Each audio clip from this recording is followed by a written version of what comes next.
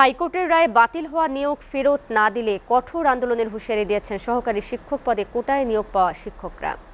জাতীয় প্রেস ক্লাবের সামনে মানববন্ধনে তারা এই হুঁশিয়ারি দেন। হাইকোর্টের আদেশের বিষয়ে অন্তর্বর্তী সরকারের আশু হস্তক্ষেপ কামনা করেন নিয়োগ বাতিল হওয়া শিক্ষকরা।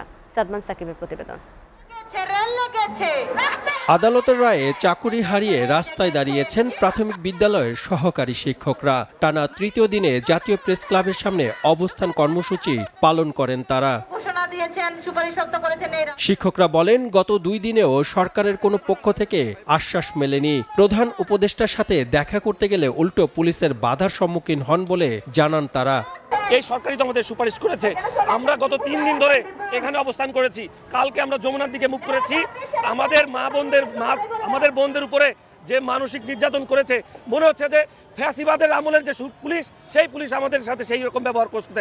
কোনো আশ্বাস আমাদেরকে এখনো পর্যন্ত দেওয়া হয়নি। আমরা চাইতেছি অনতিবিলম্বে যাতে আমাদের সুপারিশপ্রাপ্ত যারা আমরা আছি তাদেরকে নিয়োগ দেওয়া হোক।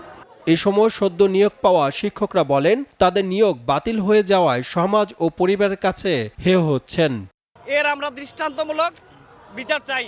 আমরা এই 6531 জনের নিয়োগ বহাল চাই। প্রধান উপদেষ্টা স্যারের কাছে আমার আকুল আবেদন, আমার মতো নারীরা যারা চাকরি ছেড়েছে তাদের চাকরি আপনি ফিরিয়ে দেন। রাষ্ট্র আমাদের অধিকার কেড়ে নিয়েছে, আমরা আমাদের অধিকারটা ফেরত চাই।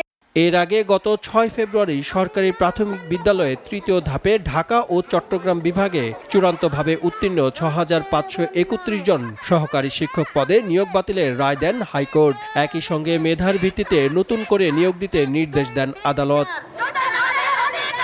সাদমান সাকিব, এসটিভি, ঢাকা।